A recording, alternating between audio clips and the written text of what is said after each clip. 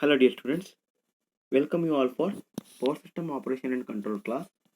Continue with the AGC in Interconnected Power System of your Module 3. Today we will see one problem on it. In the previous classes, we have seen the different things like area control error and how to control the area control error, choice of bias factor, many things we have seen. So on that we will see one problem. The problem example 7.4 is consider two 50 Hz interconnected systems. The connected load is 15,000 megawatt in area 1 and 30,000 megawatt in area 2. The generations are 14,000 megawatt and 31,000 megawatt respectively, that is in area 1 and 2. D is 1 and R is 5% for both areas.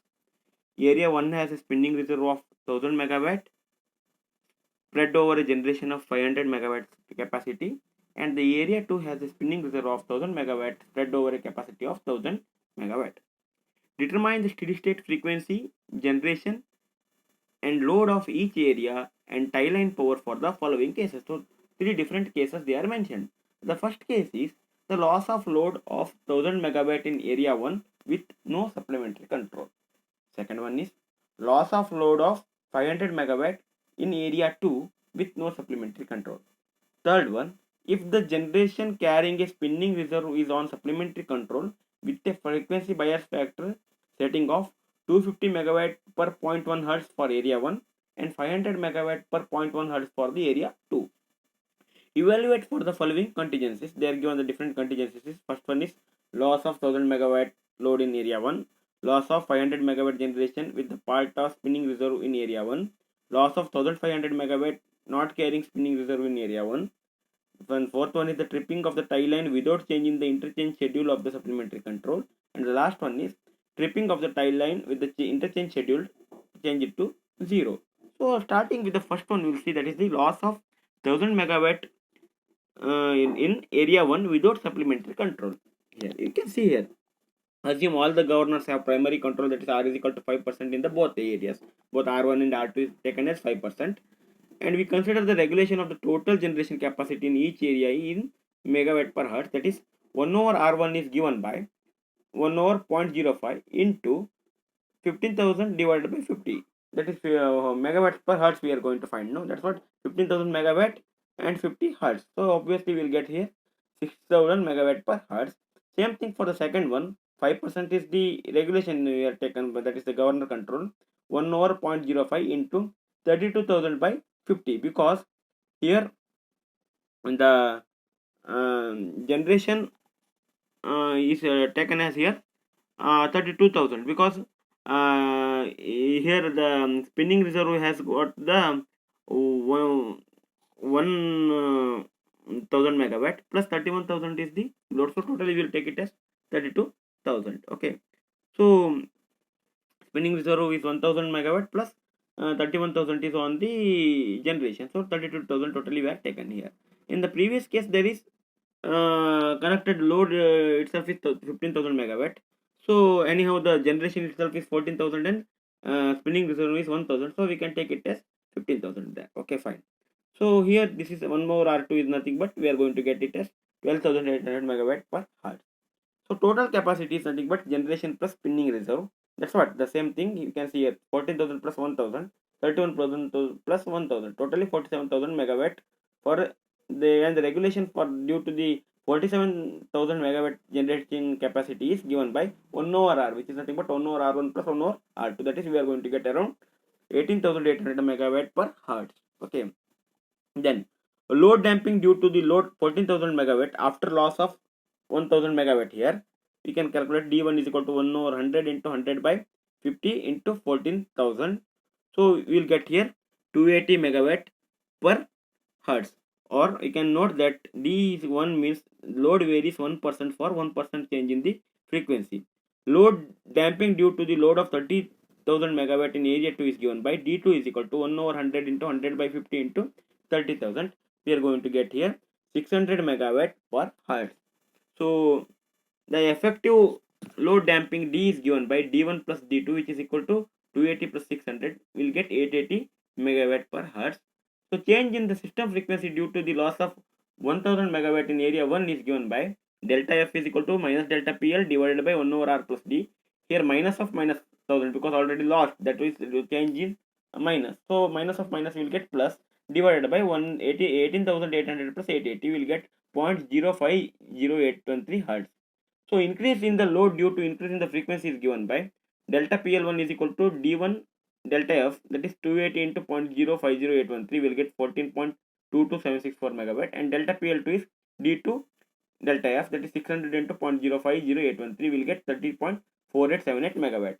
So change in the generation due to the speed regulation can be given by delta Pg1 is equal to, see, you can load change due to frequency changes, change in generation is due to the speed regulation. That's what delta Pg1 is equal to minus 1 over R1 delta F will take minus 6000 into 0.050813 will get minus 304.878, and delta Pg2 is equal to minus 1 over R by 2 R2, that is delta F is equal to minus 12800 into 0.050813 will get minus 650.4604.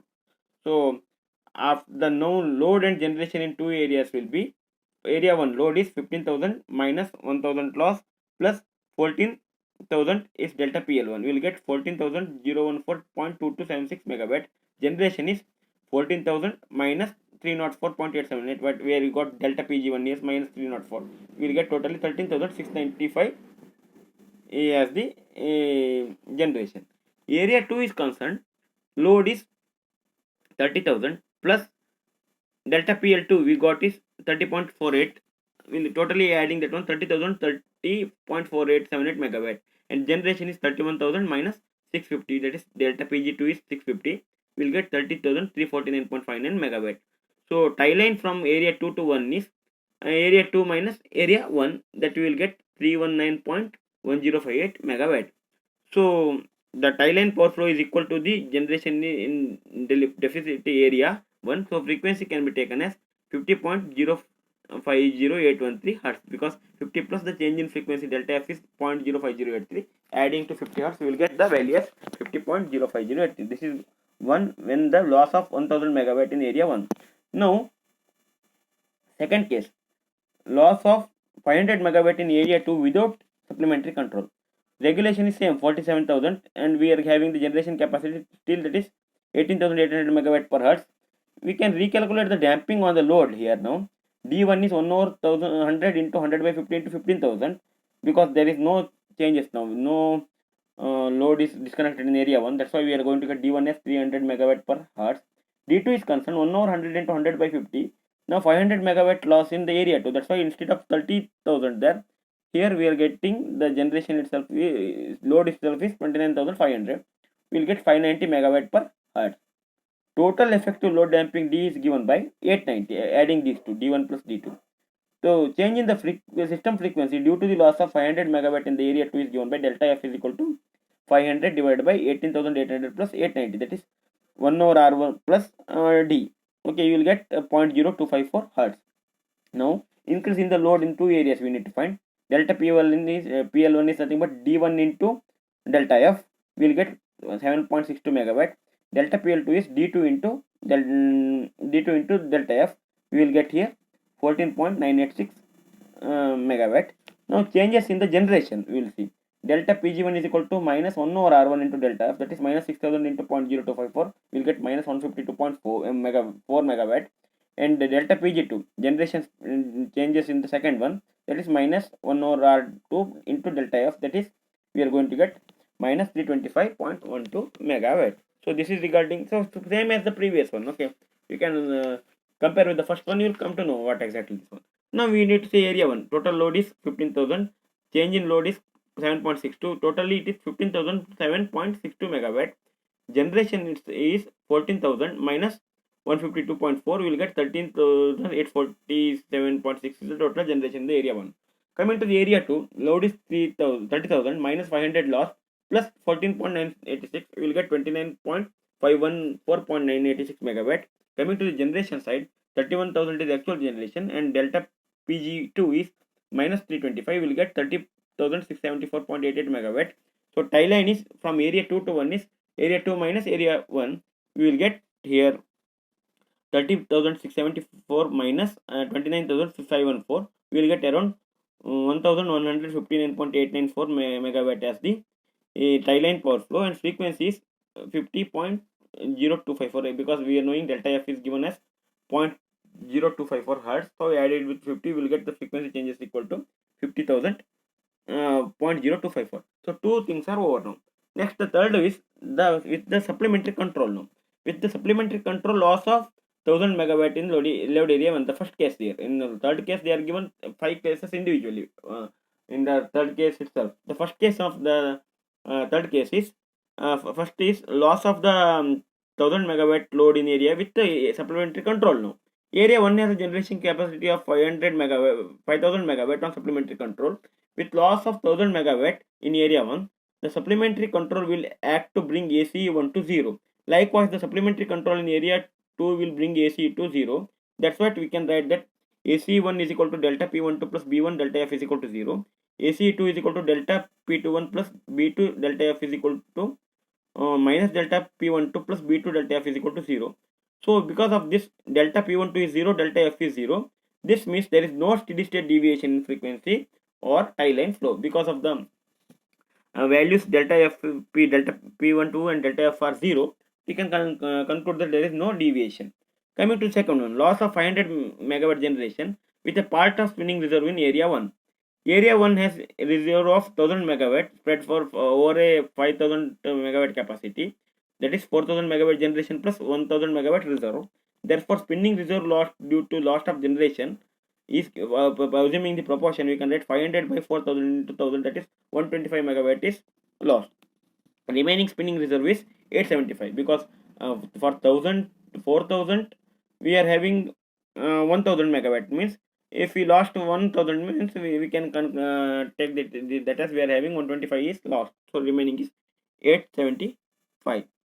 So since the loss generation is 500 megawatt, reserve is 875, can make up the losses in loss of 500 megawatt. So there will be no change in the tie line. So anyhow, the spinning reserve is enough to the loss, and 375 extra spinning reserve is available.